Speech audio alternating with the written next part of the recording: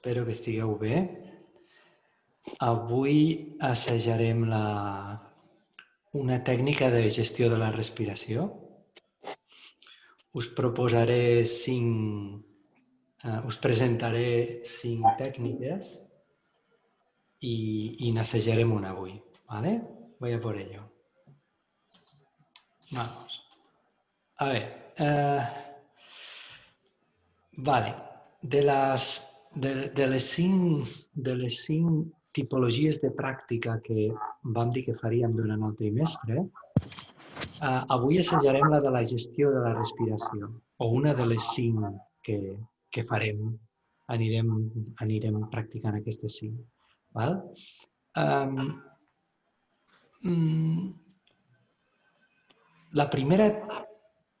El primer grup de tècniques que assajarem avui són tècniques de pranayama, que ja les veurem. Després hi ha un tipus de tècniques també de gestió de la respiració que se'n diuen respiració diafragmàtica. També ho farem algun exemple. Després també farem un tipus de control o gestió que es diu respiració per ràtios. La respiració per ràtios és molt curiosa i necessita un ritme constant. Així que aquesta va amb una música específica que manté un ritme constant i nosaltres el que hem d'anar fent és adaptar a la nostra respiració a cicles d'aquest ritme. Per exemple, inspirar amb 2 tempos i expirar amb 2 tempos. Això ja ho veurem també. Un tipus de respiració, hi ha un senyor que es diu Tom Heckel que treballa molt la respiració, que ha après dels yogis de la Índia i ell ha transformat una mica, ha occidentalitzat una mica perquè ho entenguem. Té un conjunt de respiracions que també assajarem alguna de les del Tom Heckel. I avui la pràctica que farem és la de la respiració lenta. És a dir, posarem la intenció d'anar alentint la respiració.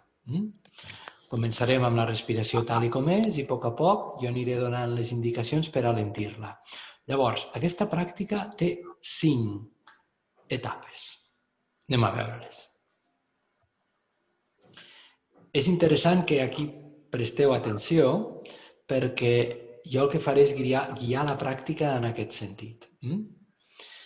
La primera etapa consisteix a observar la respiració tal com és. És com fer un primer contacte amb la respiració, també donar indicacions de com agafar la posició, per establir els primers 2 o 3 minuts de pràctica en l'observació de la respiració tal com és, sense voler que sigui diferent. Després anirem a un concepte que consisteix a doblar la inhalació. És curiós perquè per doblar la inhalació caldrà estirar els músculs inhalatoris. Un cop doblada l'haurem de fer com rodona la respiració. I després allargarem l'expiració. D'aquesta manera, cada respiració nostra serà molt més llarga que al principi. I llavors serà quan deixarem anar el control de la respiració i veurem com és al final de la pràctica. És una pràctica molt, molt interessant i és una pràctica a vegades on un pot descobrir la importància que té la respiració. Digue-li respirar bé, digue-li respirar conscientment, digue-li utilitzar correctament la tècnica respiratòria. I és que el que ens passa molt sovint és que quan respirem en el dia a dia fem inhalacions i exhalacions molt curtes. I no acabem d'expirar bé, no acabem de deixar anar l'expiració. Abans d'acabar l'expiració ja comencem la següent inhalació. I això provoca que la musculatura expiratòria no acabi de treballar bé i la inhalatòria no s'acabi de deixar anar. En aquest sentit, i per inspirar-vos en la pràctica, m'agradaria passar-vos unes diapositives que indiquen quina és la musculatura respiratòria. I miraré amb aquestes diapositives explicar com ha de ser aquest procés d'inhalació, perquè és important fer-lo de la manera que us indiqui si és possible. Mireu, ahí està. Vale. Aquests són els 15 músculs que tenen a veure amb la musculatura inhalatòria. La veritat, no entrarem a valorar cada un dels músculs, els veurem de forma gràfica, però vull que m'agradaria que comprenguéssim la importància i el munt de músculs que es mouen a cada inhalació. Un altre dia entrarem a la musculatura exhalatòria, però en la inhalatòria són aquests 15 músculs. Llavors, tenim la respiració abdominal, si veieu aquí, si veieu els que veieu, els que no, ja ho mirareu, que ho penjaré demà. El diafragma és com un paraigües, no? Que s'aguanta, té un anclatge a prop de la columna vertebral. Llavors el que fa és pujar i baixar, es mou amunt i es mou avall. Això és el que fa que l'aire arribi fins a la panxa. Després tenim la respiració pectoral o toràcica o costal, que té a veure amb tota la musculatura del pit, i finalment la clavicular. Fins i tot quan respirem, i avui us demanaré que posem atenció a això, es mou tota la part alta dels trapezis, fins i tot per aquí, en aquesta zona d'aquí, hi ha una zona porosa que també s'infla, tota aquesta zona d'aquí.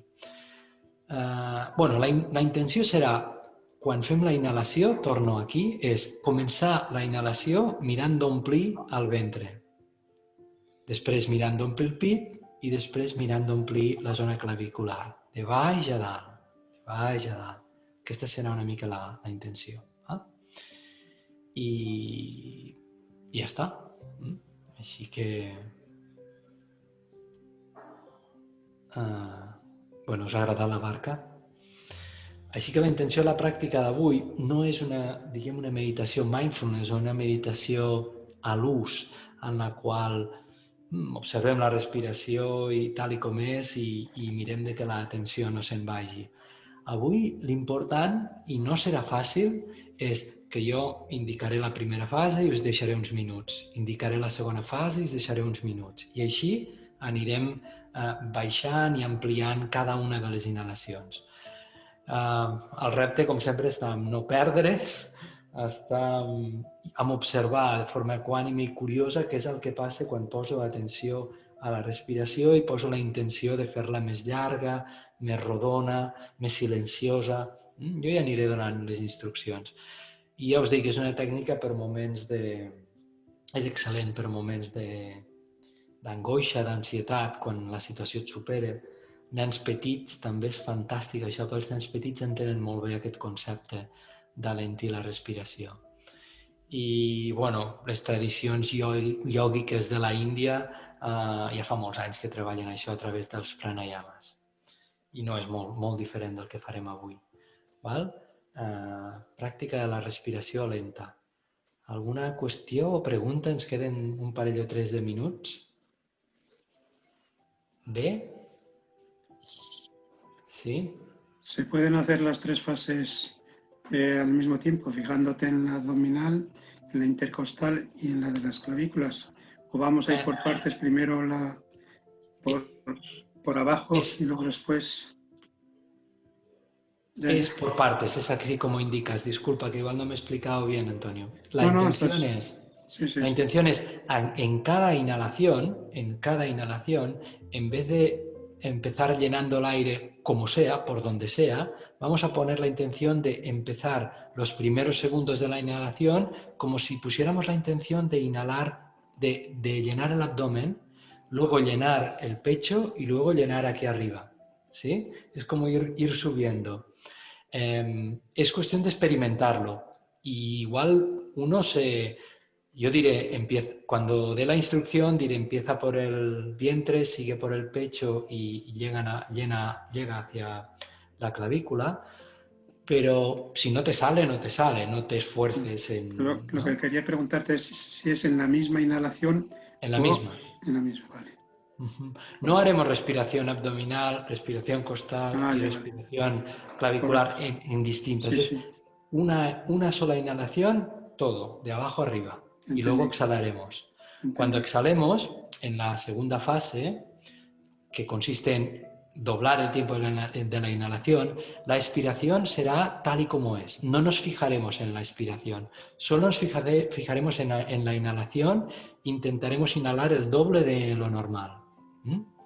Luego, cuando vayamos a alargar la exhalación, dejaremos que la inspiración sea tal y como es, no nos fijaremos en si empezamos por aquí, seguimos por aquí y acabamos por aquí, y nos fijaremos en la exhalación. Correcto. ¿Sí?